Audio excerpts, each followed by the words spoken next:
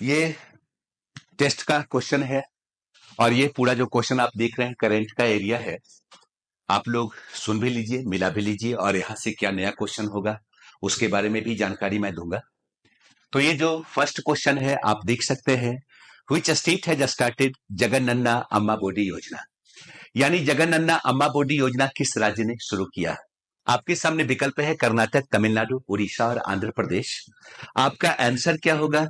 आपका आंसर होगा आंध्र प्रदेश। ठीक है, लेकिन सेम क्वेश्चन तो नहीं हो सकता है, और भी यहां से कुछ क्वेश्चन बन सकता है। तो एक चीज ध्यान रखिएगा, ये जो जगनन्ना अम्मा बोडी योजना है, इस योजना की शुरुआत कब हुई? तो याद रखिएगा 9 जनवरी 2020 को शुरू हुई। कहां? आंध्र प्रदेश में। उस वक्त यहाँ के चीफ मिनिस्टर हुआ करते थे YS जगन मोहन रेड्डी। जगन मोहन रेड्डी, उन्हीं के द्वारा यह स्कीम शुरू किया गया। अब ध्यान रखना है कि इस स्कीम का मोटो क्या है। इस स्कीम का मुख्य मोटो दो है, एक शिक्षा को प्रोत्साहन, दूसरा माताओं का सशक्तिकरण। ठीक है, इस योजना के तहत जो वित्तीय आवंटन हुआ है वो कितना हुआ है? 6,392 करोड़। 6,392 करोड़ का आवंटन है और लक्ष्य रखा गया है क्या कि कम से कम 42 लाख माताएं इस योजना से लाभान्वित होंगी और लगभग 83 लाख क्या छात्र इस योजना से लाभान्वित होंगे। इस योजना के तहत छात्रों की शिक्षा के लिए, यानी जिनका बच्चा स्कूल में पढ़ रहा है पहला क्लास से लेकर 12वीं क्लास तक, उनकी माताओं को कितना? 15,000 रुपया प्रति वर्ष वित्तीय सहायता दी जाएगी। बिल्कुल स्पष्ट है कि ये 15,000 प्रति वर्ष जो वित्तीय सहायता दी जाएगी किसके लिए? माताओं के बच्चों के शिक्षा की सहायता के संदर्भ में।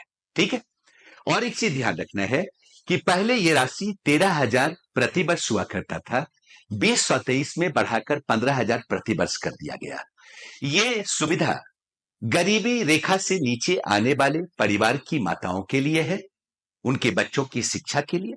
ठीक है, दूसरी बात ध्यान रखिएगा, ये सुविधा उन्हीं को मिलेगा जो आंध्र प्रदेश के लीगल नागरिक हैं, जिनके पास वहां का आधार कार्ड है, मतदान पत्र में उनका नाम है या राशन कार्ड है, उन्हीं को यह सुविधा दी जाएगी। ठीक है, अगर किसी परिवार का कोई भी व्यक्ति राज्य सरकार में या केंद्र सरकार में कर्मचारी है, उसे यह सुविधा नहीं दी जाएगी। स्पष्ट है? तो यही आपका आंसर होगा क्या? आंध्र प्रदेश। अगला क्वेश्चन हम लोग देखते हैं। नेक्स्ट क्वेश्चन देखिएगा, लिख रहा है ऑपरेशन कन्विक्शन नामक कार्यक्रम किस राज्य ने शुरू किया? ऑपरेशन कन्विक्शन नामक कार्यक्रम किस राज्य ने शुरू किया? अगर आप लोग न्यूज़पेपर पढ़ते रहे हैं तो याद कीजिए, उत्तर प्रदेश सरकार, योगी सरकार ने कई ऑपरेशन शुरू किया। Operation Majnu, operation giraffe, operation लंगड़ा, ऑपरेशन दृष्टि, ऑपरेशन त्रिनेत्र, ऐसे ढेर सारे ऑपरेशन चले। उसी संदर्भ में एक ऑपरेशन चला क्या? Operation convention. किसके द्वारा? याद रखिएगा, आंसर आपका क्या होगा? आपका विकल्प है उत्तराखंड, उत्तर प्रदेश, कर्नाटक और महाराष्ट्र। आंसर क्या होगा? उत्तर प्रदेश होगा। और ध्यान रखिएगा कि ऑपरेशन कन्विक्शन की शुरुआत जो हुई, ये कब हुई? 1 जुलाई 2023 में शुरू हुई। ठीक है, ये जो ऑपरेशन कन्विक्शन आया, ये क्या है? गो हत्या के विरुद्ध है। इसका मुख्य मोटो क्या है? गो हत्या, रेप, डकैती, हत्या जैसे मामले की जांच कर 30 दिनों के अंदर अपराधियों को सजा सुनिश्चित करना, यही मुख्य मोटो है। यानी शीघ्र, अतिशीघ्र अपराधियों की सजा को सुनिश्चित करने के लिए उत्तर प्रदेश सरकार ने क्या चलाया? ऑपरेशन कन्विक्शन नामक स्कीम को स्टार्ट किया। ठीक है, चलिए अगला क्वेश्चन देखते हैं। नेक्स्ट प्रश्न जो आपके सामने है वो है क्वेश्चन नंबर 3। लोकमान्य तिलक पुरस्कार 2023 किसे प्रदान किया गया? लोकमान्य तिलक पुरस्कार 2023 में किसे प्रदान किया? आपके सामने विकल्प है लता मंगेशकर, नरेंद्र मोदी, रतन राय और अमिताभ बच्चन। याद रखिएगा जो आंसर होगा वो क्या होगा? बी, नरेंद्र मोदी। हर लेकिन एक क्वेश्चन बन सकता है कि लोकमान्य तिलक अवार्ड जो है, इसकी स्थापना कब हुई? लोकमान्य तिलक अवार्ड कब शुरू किया गया? तो याद रखिएगा, यह प्रारंभ किया गया 1983 में। किसके द्वारा शुरू किया गया? तो तिलक स्मारक मंदिर ट्रस्ट के द्वारा शुरू किया गया। तिलक स्मारक मंदिर ट्रस्ट के द्वारा शुरू किया गया। ठीक है, यह अवार्ड किस दिन दिया जाता है? तो याद रखना है, ये तिलक की पुण्यतिथि कितना? 1 अगस्त। ये 1 अगस्त को ही दिया जाता है। स्पष्ट है? किसे दिया जाता है? यानी ऐसे पर्सनालिटी को दिया जाएगा जिसका योगदान राष्ट्र की प्रगति में है, राष्ट्र के विकास में है। उसके अद्वितीय योगदान के एवज में यह अवार्ड दिया जाता है। और 2023 का यह अवार्ड किसको दिया गया? नरेंद्र मोदी को दिया गया। बता सकते हैं इस अवार्ड को पाने वाले नरेंद्र मोदी 41वें प्राप्त करता है। क्या है? 41वें प्राप्त करता है। इसके पहले 40 लोगों को यह अवार्ड मिल चुका है। स्पष्ट है? नेक्स्ट क्वेश्चन हम लोग देखते हैं। अगला प्रश्न जो आपके सामने है, through the broken glass and autobiography के लेखक कौन है? आपके सामने है विकल्प रघुराम राजन, अमिताभ दास, शशिकांत दास, टीएन शेषन। ठीक है, आपने नाम सुना होगा टीएन शेषन का। 1990-95 में चीफ इलेक्शन कमिश्नर हुआ करते थे। ये याद कीजिए, ये जो बुक है ये रूपा पब्लिकेशन की ओर से प्रकाशित हुई है। उनके मरने के 4 साल बाद 2019 में यह बुक प्रकाशित हुई। और इस बुक को अगर आप पढ़ेंगे या इस बुक के थीम को जानना चाहेंगे तो यही है कि चुनाव में सुधार के साथ एक नए युग की शुरुआत हुई। कहा जाता है कि टीएन शेषन से ही लोगों को पता चला कि मुख्य चुनाव आयुक्त के पास क्या पावर होता है और कैसे कायदे से चुनाव संपन्न कराया जा सकता है। इसी के बारे में इसमें प्रेजेंटेशन है। और ध्यान रखिएगा कि टीएन शेषन की एक और बुक है जो काफी लोकप्रिय हुई, an undocumented wonder, the making of the great Indian election. ये भी बुक किसकी है? टीएन शेषन की ही है। एकदम ध्यान रखेंगे। ठीक है, ये आपका 5वां क्वेश्चन है कि भारत की पहली हाइड्रोजन से चालित ट्रेन की शुभारंभ कहां की जाएगी? यानी हाइड्रोजन चालित ट्रेन की शुरुआत कहां से होगी? आपके सामने विकल्प है जिंद, कुरुक्षेत्र, पतनेर और गुरुग्राम, है ना। ये शुरू होगा क्या? जिंद टू सोनीपत। क्या? जिंद टू सोनीपत। स्पष्ट है? याद रखिएगा। और याद रखिएगा कि जनरली यहां से और भी कुछ क्वेश्चन बन सकता है कि फर्स्ट हाइड्रोजन चालित ट्रेन की शुरुआत कहां हुई? 2018 में। कहां? जर्मनी में। दूसरा कहां होता है? चाइना में होता है। भारत 35 हाइड्रोजन चालित ट्रेन की योजना रखी है। क्यों? क्या रीजन है? याद रखिएगा कि हाइड्रोजन चालित ट्रेन इको फ्रेंडली है, इसमें प्रदूषण नाम की कोई चीज नहीं है। साथ ही साथ अगर हम टेक्नोलॉजी की बात करें तो यह बिल्कुल डीजल इंजन की तरह ही है, लेकिन इंजन में और फ्यूल में थोड़ा सा फर्क है। डीजल की जगह पे फ्यूल सेल हाइड्रोजन और ऑक्सीजन का इस्तेमाल होता है। ऑक्सीजन की वजह से क्या होता है कि हाइड्रोजन नियंत्रित रूप से जलेगा और उसके जलने के कारण जो ताप क्रिएट होगा उससे बिजली बनेगी और उसी बिजली से क्या होगा? लिथियम आयन बैटरी चार्ज होगा और ट्रेन चलेगी। यह धुआं के बजाय क्या उत्सर्जित करेगा? वाष्प संघनित जल को डिस्चार्ज करेगा। इसलिए कहा जाता है कि हाइड्रोजन चालित ट्रेन जो होगा ये क्या होगा? प्रदूषण मुक्त होगा। और ध्यान रखिएगा, भारत में कहा? जिंद टू सोनीपत फर्स्ट यही चलेगी। ठीक है, अगला क्वेश्चन देखिएगा।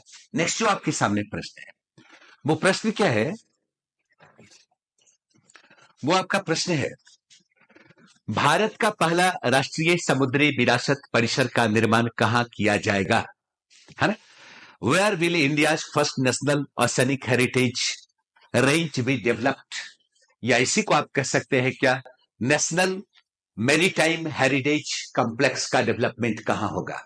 आपके सामने विकल्प है गोवा, गुजरात, कर्नाटक और केरल। आपका जो आंसर होगा गुजरात। गुजरात में कहा? गुजरात में लोथल। याद कीजिए, हड़प्पा सभ्यता का ये साइट है और ये क्या है, हड़प्पा का बहुत ही पॉपुलर पोर्ट टाउन है ना। तो यहीं पे क्या होगा, यहीं पे राष्ट्रीय समुद्री विरासत परिसर का क्या होना है, डेवलपमेंट होना है। इस किस रूप में? आप ये सोचिए कि 400 एकड़ में इसे विकसित किया जाएगा। ये पर्यटन स्थल के रूप में विकसित होगा, मनोरंजन और शैक्षणिक केंद्र के रूप में विकसित होगा, या ये कह सकते हैं कि प्राचीन काल से लेकर अब तक भारत की समुद्री विरासत के इतिहास के गौरव को ये क्या करेगा, प्रदर्शित करेगा। इसी रूप में इसका प्रेजेंटेशन होना है। ठीक है, तो आपका आंसर क्या होना है? आपका आंसर होना है लोथल। ठीक है, लोथल का ही डेवलपमेंट इस रूप में हो रहा है। स्पष्ट है? चलिए, अगला क्वेश्चन है आपका, विश्व का पहला देश जिसने मीथेन से चलने वाली रॉकेट लॉन्च किया है। Which country of the world has launch the rocket of methane fuel? इसका आंसर क्या होगा? आपके सामने विकल्प है जापान, दक्षिण कोरिया, जर्मनी और चीन। आंसर जो होगा वो क्या होगा? चाइना होगा। याद रखिएगा, आंसर चाइना होगा। मीथेन गैस संचालित रॉकेट की शुरुआत चाइना में, ये दूसरी कोशिश है जब इसको सफलता मिली, और कहा जाता है एरोस्पेस कंपनी लैंड स्पेस के द्वारा ये प्रारंभ किया गया। और ये आज कहां पे लॉन्च है? ध्यान रखिएगा, गोबी रेगिस्तान में स्थित है जियोक्वान सैटेलाइट लॉन्च सेंटर। यहीं पे जूके 2 नाम से रॉकेट को प्रक्षेपित किया गया है। ध्यान रखना है, ये मीथेन गैस से चलने वाली रॉकेट, इसका बेनिफिट क्या है? तो ये ध्यान रखना है कि ये कम प्रदूषणकारी है, पॉल्यूशन कम करेगा, ये सेफ है, और क्या है, चीप है, सस्ता है। ठीक है, अगला क्वेश्चन देखेंगे। नेक्स्ट जो आपके सामने प्रश्न है वो प्रश्न क्या है? आसियान खाड़ी सहयोग परिषद शिखर सम्मेलन 2023 का आयोजन कहां किया गया? आपका विकल्प है सऊदी अरब, यूएई, इराक और मॉरिशस। ये कहां किया गया, बता सकते हैं? आपके सामने विकल्प है सऊदी अरब, यूएई, इराक और मॉरिशस। यूएई में एक जगह है, क्या नाम है, रियाद। नहीं, ये बैठक यही हुई है। मोटो क्या है इसका? जो मोटो है वो मोटो है क्या, याद रखिएगा, वैश्विक समस्याओं का समाधान, है ना। जैसे आप बात कर सकते हैं इजरायल हमास वार, आप बात कर सकते हैं क्या, रूस यूक्रेन वार। ठीक है, ऐसे ही समस्याओं के समाधान के लिए दक्षिण पूर्व एशियाई राष्ट्र संघ की यह मीटिंग थी। अगला देखना है, नेक्स्ट क्वेश्चन जो आपका है वो क्या है? वो है समाचार पत्रों में करौली चर्चा में रहा है। यह किस लिए सुर्खियों में रहा? ये करौली किस लिए सुर्खियों में है? तांबे की खोज, लौह अयस्क की खोज। आपका आंसर यही है, लौह अयस्क की खोज। याद रखिएगा, लौह अयस्क की खोज ही आपका आंसर होगा। और आप देख सकते हैं कि क्या ये राजस्थान में करौली डिस्ट्रिक्ट है, लौह अयस्क की खान की प्राप्ति हुई इसलिए चर्चा में है। और ये पूरा एरिया जो है 1888 हेक्टेयर में है और 840 मिलियन टन लौह अयस्क की प्राप्ति हो सकती है। ठीक है, अगला नेक्स्ट प्रश्न देखते हैं हम लोग। अगला जो आपका क्वेश्चन है वो है कि भारत सरकार ने अभी हाल में ही किस एयरपोर्ट को अंतरराष्ट्रीय एयरपोर्ट घोषित किया है? आपके सामने विकल्प है बगाबन, सूरत, कालका और कच्छ। बगाबन, सूरत, कालका और कच्छ। आपका आंसर क्या होगा? आपका आंसर होगा सूरत, है ना। अब यहां पे ये भी क्वेश्चन बन सकता है कि भाई ये सूरत कहां? गुजरात में। तो गुजरात में अंतरराष्ट्रीय हवाई अड्डा कितनी है? तो ये सूरत को लेकर 4 हवाई अड्डा है। ध्यान रखिएगा कि सूरत को लेकर 4 हवाई अड्डा है। कहां कहां? एक आपका है अहमदाबाद, दूसरा आपका है राजकोट, ठीक है, कहा, सूरत में ही है। तीसरा है, सॉरी, गुजरात में है, धोलोड़ा। और चौथा आपका कहां है? सूरत में। ठीक है, तो आप लोगों ने आंसर मिला लिया होगा।